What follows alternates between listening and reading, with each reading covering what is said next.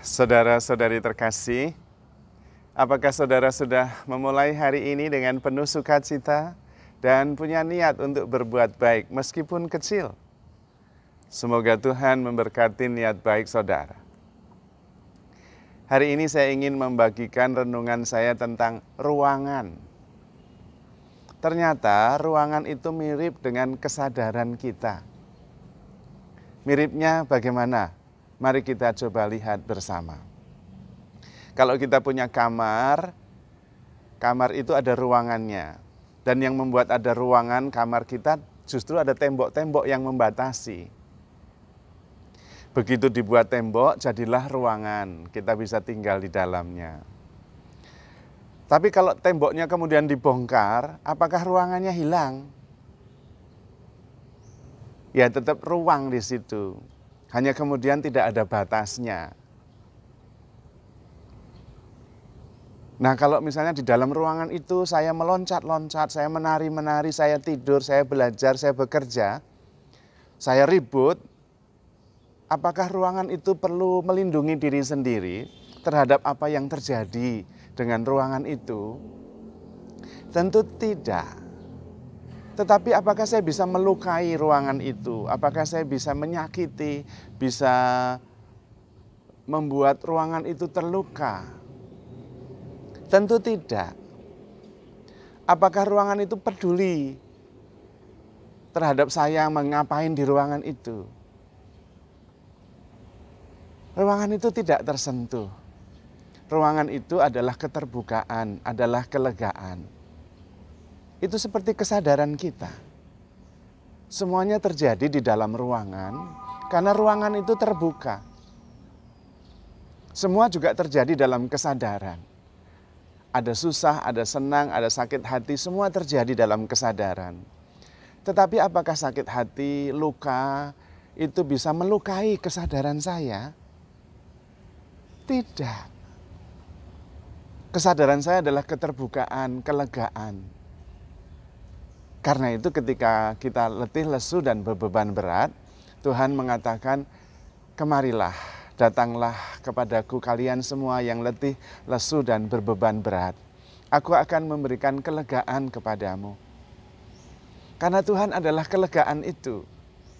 Menyaksikan semua yang kita lakukan, tetapi sekaligus juga peduli, tetapi juga sekaligus menerima dan mengerti, dan tetap menerima kita, keterbukaan, kelegaan. Semuanya terjadi di dalam kesadaran. Tidak ada yang terjadi di luar kesadaran kita, tidak ada. Tetapi yang kita lakukan terhadap ruangan itu tidak mempengaruhi ruangan itu. Karena ruangan adalah sebuah kelegaan. Kesadaran kita juga adalah sebuah kelegaan. Yang kita alami bisa berganti-ganti, menyenangkan kalau ketemu orang yang menyenangkan, menyakitkan kalau ketemu orang yang menyakitkan. Tapi semua itu berganti. Hanya itu terjadi di dalam kesadaran saya. Dan saya bisa menyadarinya. Tanpa harus terlibat langsung. Apakah kemudian saya tidak bisa peduli? Saya peduli.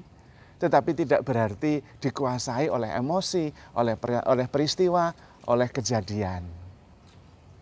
Karena saya adalah keleluasaan, saya adalah kelegaan. Dan segalanya terjadi di dalam kesadaran itu.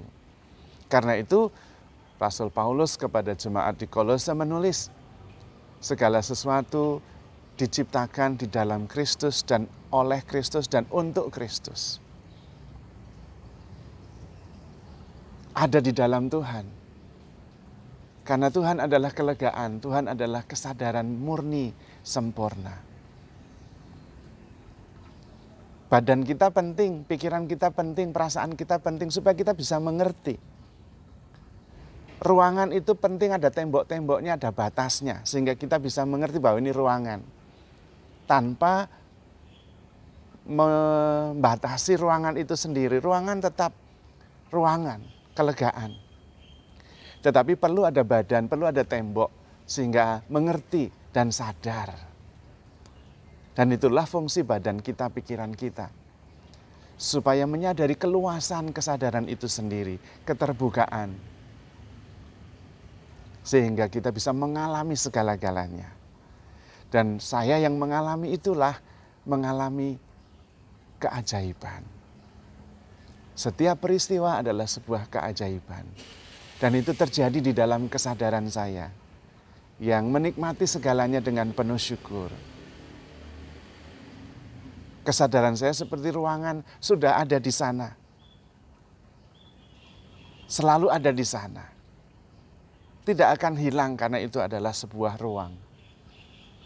Dibuat tembok menjadi kamar, dibuat tembok luas menjadi aula, tidak masalah. Nggak ada temboknya, ya tetap ruangan. Keterbukaan. Itulah kesadaran kita. Mengalami sakit, ya saya sadar. Mengalami bahagia, ya saya sadar. Semuanya terjadi di dalam kesadaran saya. Sakit, senang, susah, berubah-ubah, kesadarannya tetap keterbukaan. Dan karena itu, saya adalah keterbukaan itu, kelegaan itu, kedamaian itu, syukur itu.